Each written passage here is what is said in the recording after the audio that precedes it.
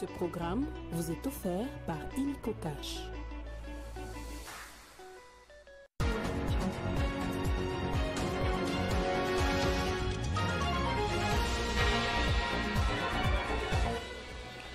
Ouverture du procès sur le meurtre du policier de la circulation routière Fiston Kabea à l'auditorat militaire. Au total, 7 membres de l'escorte de la première ministre comparaissent devant la justice. Ils sont poursuivis pour, entre autres, violation des consignes. Le gouverneur militaire de l'Ituri est en mission officielle à Kinshasa. C'est pour recevoir des nouvelles orientations sécuritaires auprès de sa hiérarchie. Une mission qui intervient dans un contexte particulier, marqué par quelques soubresauts nés des positions affichées par les chefs de l'armée ougandaise.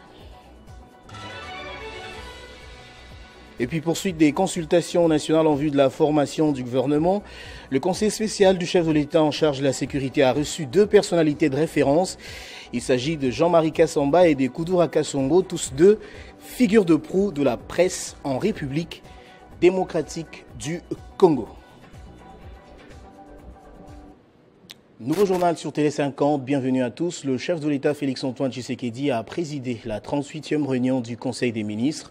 Au menu, la question épineuse de la dégradation de la voirie urbaine dans la ville de Kinshasa et de son système d'assainissement qui entrave gravement la circulation de la population. Le compte-rendu de cette réunion avec le porte-parole du gouvernement, Patrick Mouyaya. La communication du président de la République, chef de l'État, a porté sur 2 points principaux, à savoir 1. de la voirie urbaine et de l'assainissement de la ville de Kinshasa.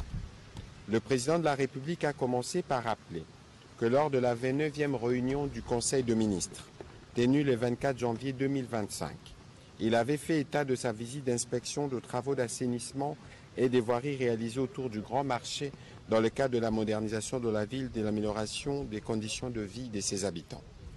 À la suite du constat fait, il avait indiqué que tous les travaux de construction, des réhabilitations et de la voirie devraient se faire dans un esprit de durabilité en veillant à ce que nos villes, particulièrement celle de Kinshasa, capitale du pays, soient prêtes à affronter les défis urbains au futur.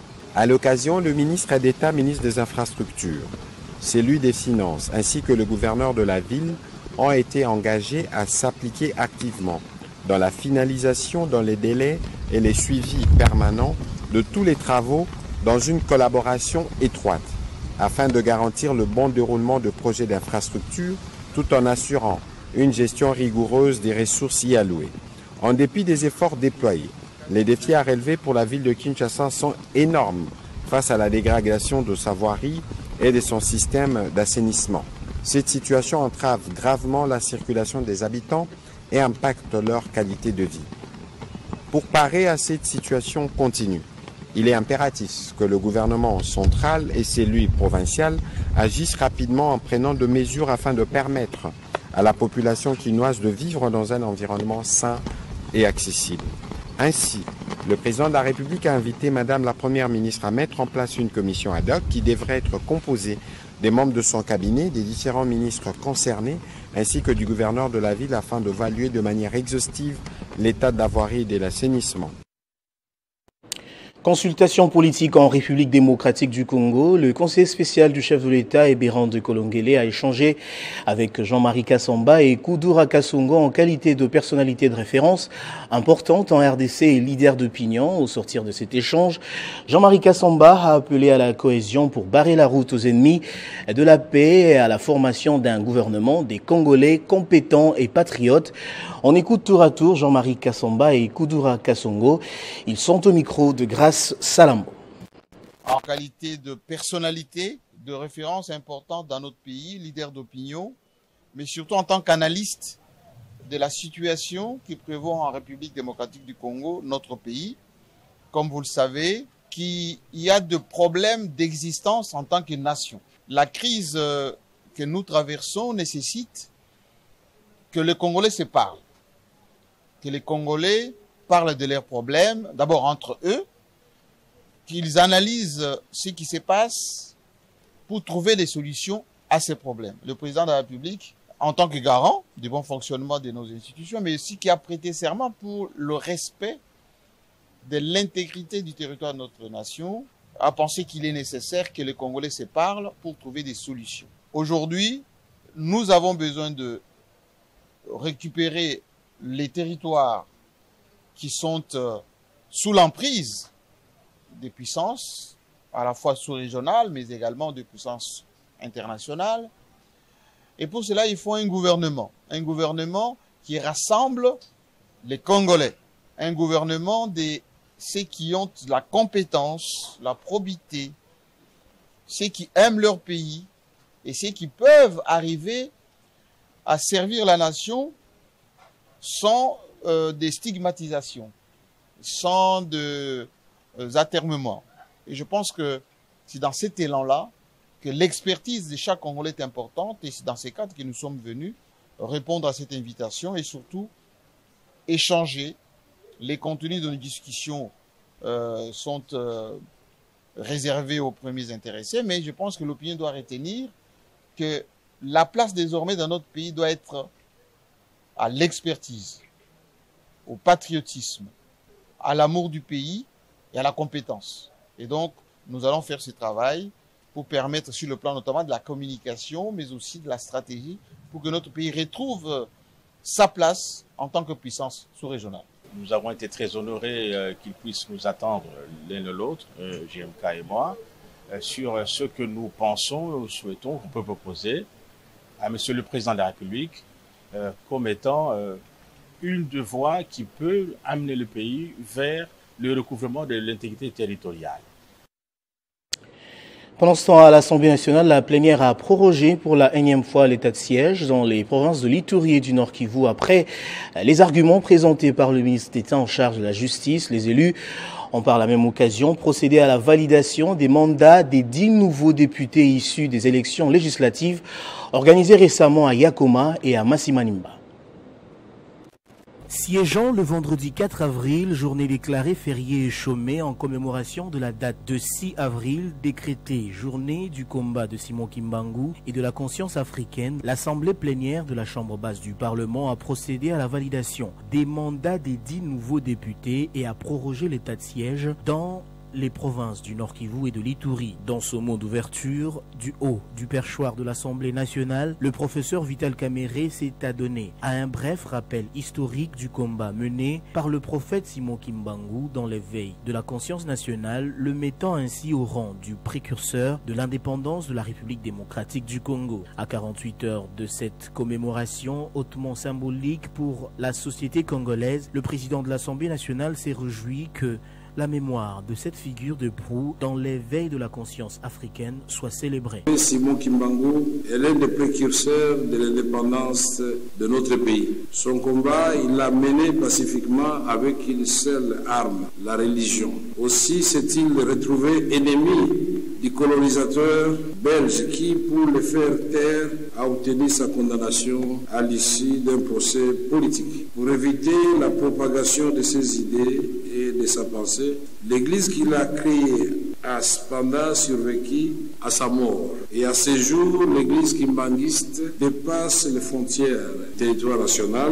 Comme inscrit dans l'ordre du jour de cette troisième séance plénière de la session ordinaire de mars 2025, l'Assemblée plénière de la Chambre basse du Parlement a validé à l'unanimité les pouvoirs des 7 nouveaux élus, dont 5 de la circonscription électorale de Masimanimba au Kwilu et 2 de Yakoma au nord Ubangi et 3 suppléants des députés nationaux promus aux fonctions incompatibles au mandat d'élu national. La séance plénière a également procédé à l'examen du projet de loi portant prorogation de l'état de siège sur une partie du territoire national porté par les ministres d'État en charge de la justice et garde des Sceaux Constant Mutamba.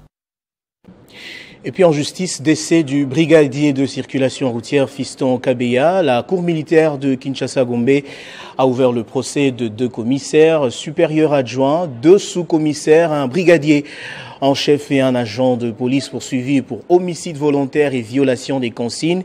Tous ces accusés font partie de l'escorte de la première ministre. Nous y reviendrons avec force et détails dans nos prochaines éditions. Autre chose à présent, le gouverneur militaire de l'Ituri est en mission officielle à Kinshasa. C'est pour recevoir des nouvelles orientations sécuritaires auprès de sa hiérarchie, une mission qui intervient dans un contexte particulier marqué par quelques soubresauts nés des positions affichées par le chef de l'armée ougandaise. Le déplacement de l'autorité provinciale s'inscrit dans le cadre d'une mission officielle qui va durer 10 jours, affirme son porte-parole. Selon le lieutenant Jules Ngongo, l'agenda du chef de l'administration militaire de l'Ituri prévoit plusieurs audiences avec sa hiérarchie en vue de trouver des solutions aux problèmes sécuritaires et de développement de sa province. Le gouverneur militaire de la province de l'Ituri et commandant des opérations, le lieutenant général Luboya Nkasha Majoni, il est parti à Kinshasa pour une mission des services afin d'avoir de nouvelles orientations qui vont nous permettre à bien mener les opérations ici en province de l'Ituri, surtout avec certains défis que nous devons relever sur le plan sécuritaire et sur le plan développement de la province de l'Ituri. Le lieutenant général Luboya Nkasha Majoni appelle ses administrés notamment à la cohabitation pacifique et au pardon en attendant son retour. Dans 2 semaines, le gouverneur militaire sera ici. À l'occasion, il m'a laissé un message aux Ituriens de continuer à faire confiance aux forces armées, continuer à se pardonner et surtout à cultiver l'éducation sur la paix basée sur la tolérance, sur le vivre ensemble, la cohabitation pacifique. C'est ça qui fera de l'Ituri une province émergente, une province où ça fera bon vivre. Ce voyage de l'autorité provinciale intervient après l'harmonisation des vues entre les armées ougandaises, UPDF et congolaises FARDC sur les opérations conjointes qu'elles mènent contre les groupes armés réfractaires au processus de paix en Ituri grâce à une réunion organisée à Bunia, chef-lieu de province, au 28 mars dernier. Et puis après avoir soutenu la première ministre lors de la campagne congolaise Téléma, le président de l'Assemblée provinciale de Kinshasa, Lévi Mbuta, a brillamment poursuivi cette initiative au sein de la commune de Kimbanseke dans la capitale. Cet événement s'est déroulé le 29 mars dernier. Regardez. Le président de l'Assemblée provinciale de Kinshasa, Lévi Mbuta Sangupamba, habillé en blanc et vert militaire, un symbole de paix, foule le sol de la commune de Kimbanseke dans la capitale congolaise.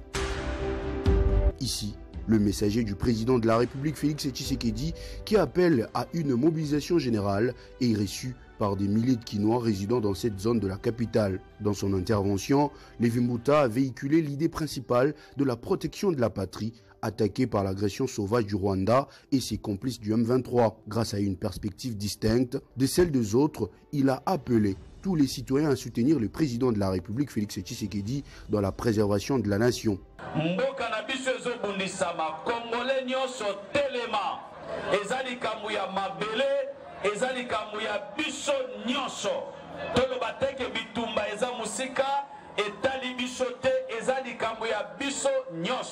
Tokondimate Goma ezala toujours na maboko ya banguna. Tokondimate Bukavu ezala na maboko ya banguna. Tokondimate Walikale ezala na maboko ya banguna.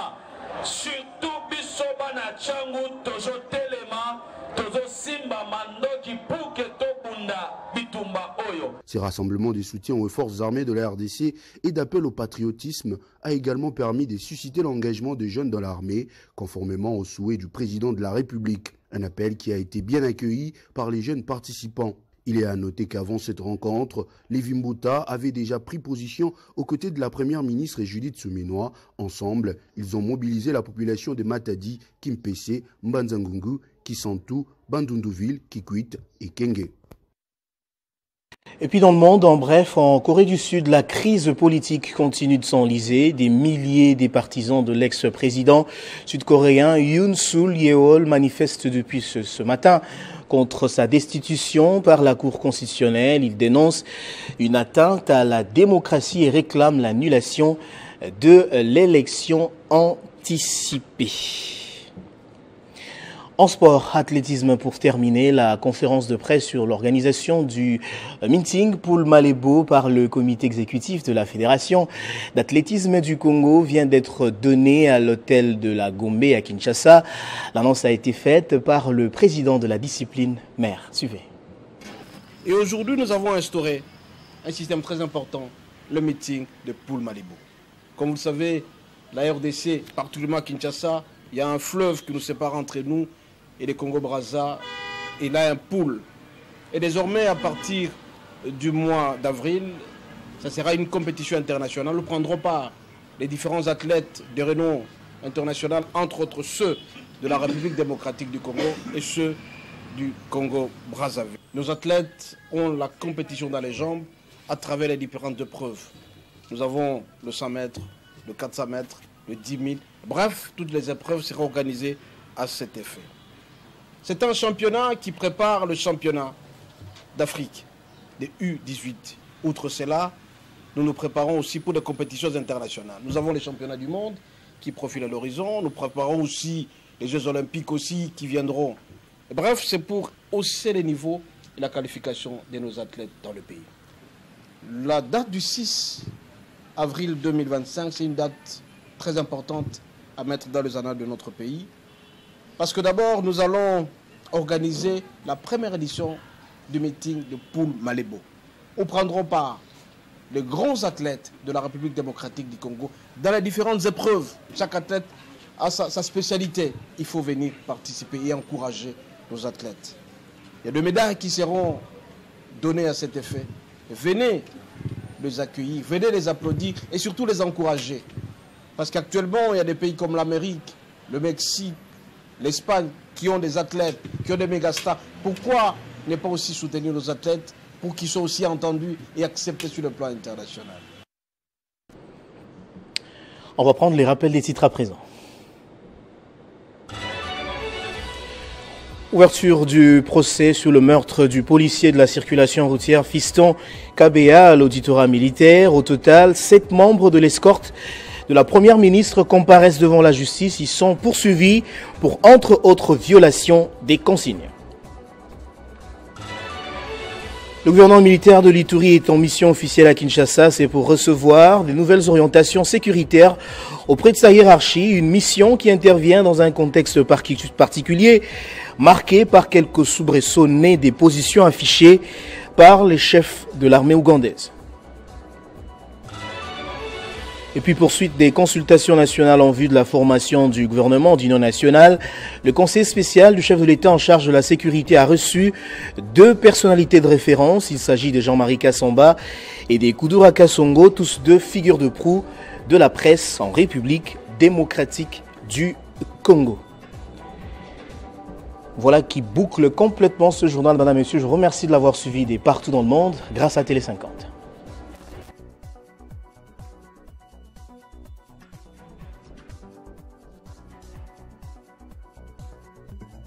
Retrouvez toute l'actualité en continu sur www.tele50.cd. Ce programme vous a été offert par Illico Cash.